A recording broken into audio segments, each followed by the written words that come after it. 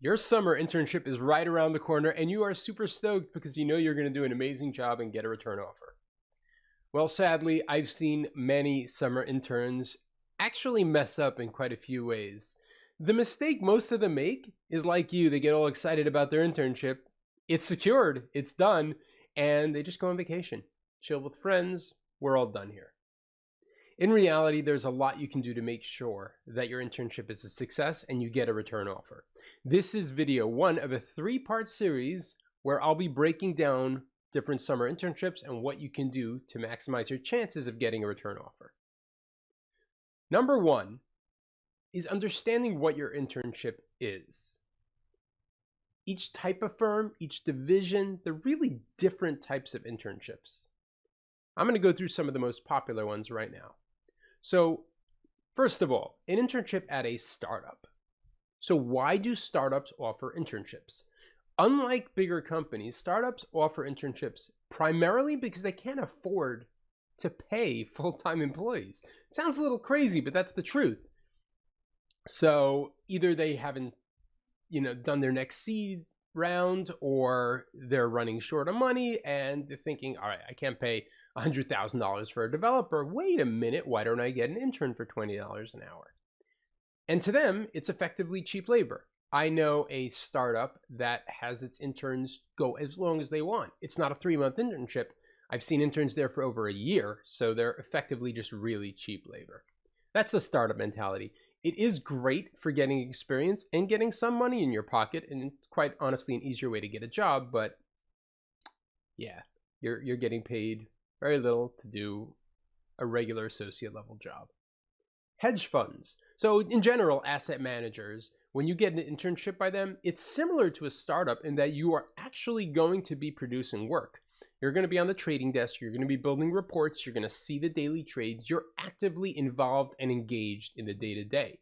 You're basically an analyst or associate and you're doing that job for 3 months, and then they decide whether they want to hire you or not. In most cases, it's a combination of they need help with a project or two, but also have the capacity to hire someone full-time. So if you do a good enough job, you will get the offer.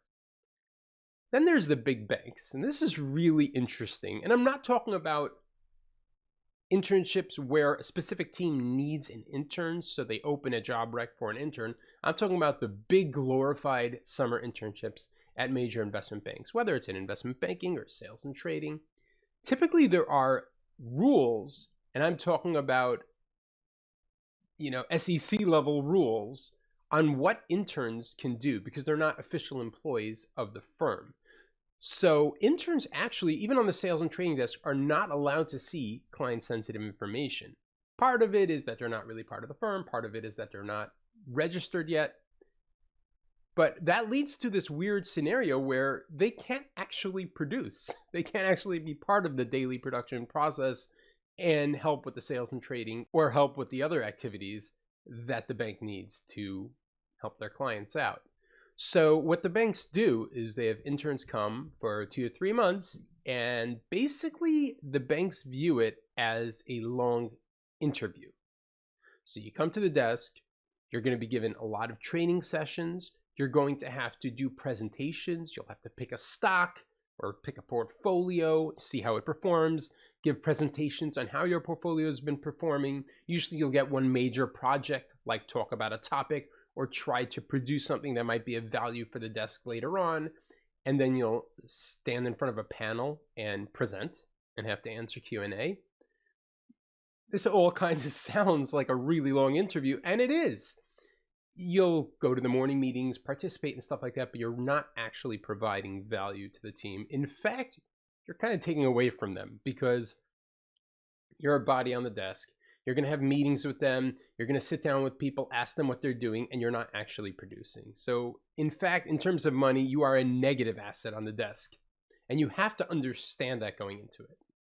All right, so that was step one, understanding your internship. Number two, do not do extra. Do perfect. And what I mean by that is people have this idea of always going above and beyond. It's actually not a great idea. Whether you're being hired as an intern to do a task, or you're being hired as an intern for basically an extended interview, eyes are on you. You're that person who doesn't have the full-time offer yet. You're not really that protected by HR. And because of that, you really need to prove yourself. So you're given a very specific set of tasks. Your number one objective should be do perfect. A lot of times people get to that 85, 90% mark and figure, okay, I did a really good job. I'm done. Let me move on and offer something else so that it looks like I'm eager to help, pitch in, and do more. It's a trap. I see so many people doing it. It's not just interns, honestly. I see analysts doing it as well, but especially interns. Focus on making sure that every single one of your responsibilities is perfect. You show up on time every single day. You don't have sick days. You help the other interns when they're struggling, and people notice that. You do all of your tasks perfectly. You attend every meeting and retain all the information that's discussed. Everything that you should be doing as an intern, you do perfectly.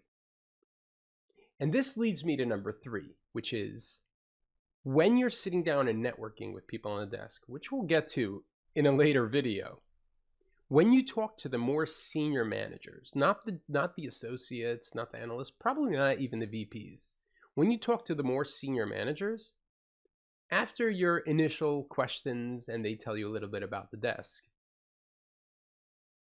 this is a great question to ask. Say, in the past, when you've had interns, what was something you noticed from the interns that you consider the best interns you've ever had? What made them stand out? Was it their attitude? Was it the way they helped other interns? Did they go above and beyond? Did they produce something extra? Find out what it is that excites the heads of the desk. And it's not the same thing as offering to do more. It's you genuinely asking them how to be a perfect intern. Now, at this point, when you're having that conversation, they should already be impressed with you. You've already offered to help the other interns. You're already showing that your attendance is perfect and that you're eager and interested. But asking this question is just a way to demonstrate that you really want to make a good impression. Sometimes it might actually be to do something a little extra, but when you're told to do that by a senior manager, then that effectively becomes your responsibility. So it's not exactly contradicting number 2. I hope you enjoyed these 3 tips. Please let me know below in the comments if you did, if you found them interesting, or if you have anything else you'd like to share. I'm really excited to share the next bunch with you, and I'll see you next time.